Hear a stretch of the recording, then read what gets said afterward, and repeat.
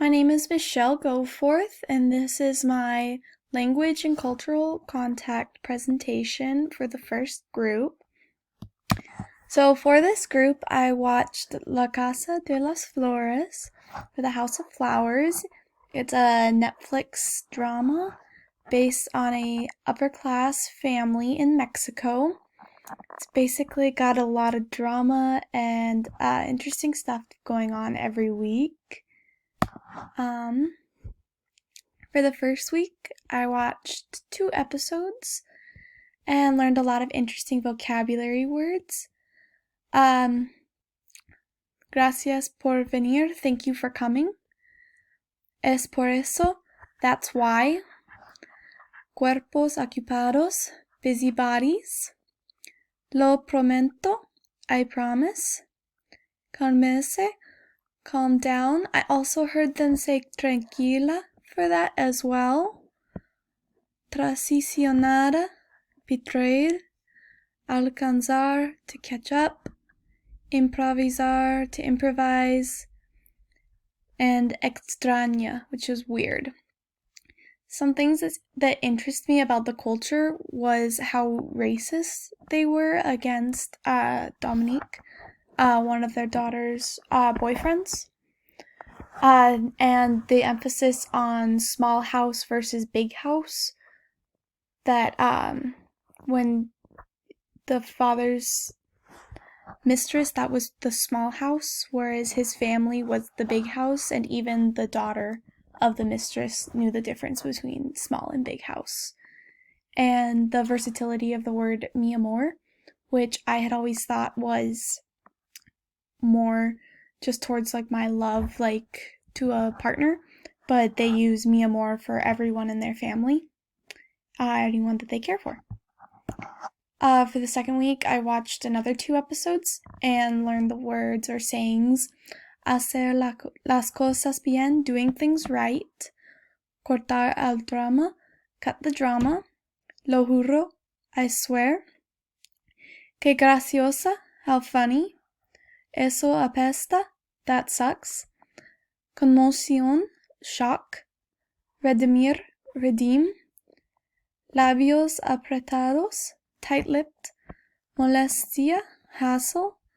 And furtivamente, which is sneakily. Some interesting things I observed on the culture through this episode were how they still viewed gayness as a disease, which I think was kind of similar to some American traditions, but it's been so like flushed out now that it's not so much of or as big of a deal. But they actually viewed it as a disease that they would send people for electroshock therapy to try to treat. Another thing I thought was interesting was how the family was so, or at least the mom was so focused on the family picture that they had to have this father out of jail because he had to be a part of the family picture, and that the people invited into it had to be so specific. Like the black boyfriend couldn't be in it, and the son's gay lover couldn't be a part of the picture either. I think that's something that still a lot of Americans are very image obsessed, but it was interesting to see like the things that they were so concerned about being in the picture. And the feeling that fired would be worse than death. I thought that was interesting that the maid was very much more concerned about being fired than being killed by the mother for telling the children that they might, one's not their family. So I thought that was really interesting and very relevant because like the idea of losing your job and being broke was just as scary, was even more scary than death, and I feel like that's something for Americans too, especially lower class families. The third week, I watched 3 more episodes.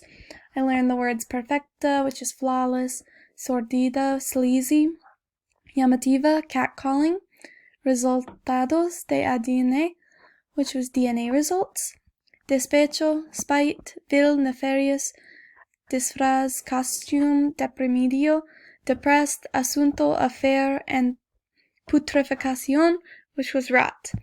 Some things I observed from the culture was their obvious bias against the gay and transsexual people, and that was especially seen as the way that referred to Maria Jose's dress as a costume rather than just her clothes, because she was originally a man.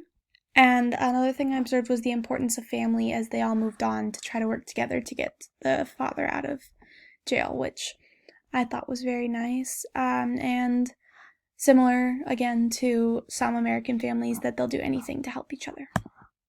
And in the fourth week, learned the vocabulary juicio, which is trial, solterona, spinster, sofoca, stifles, rompio, broke up, tonto, fool, imbecile, jerk, cucharon, scoop, rubia falsa, fake blonde, and implacable, ruthless. And again, some things I noticed were the image obsession that the family has, because they even had the son come try to do a talk show to make up for the fact that he's gay, and the importance of sticking together and supporting each other, because no matter what, they're still family. And even the mom, who wasn't as thrilled about her kids not being perfect images, was willing to come around and support them. So yeah, that's what I learned and observed this week in my cultural presentation.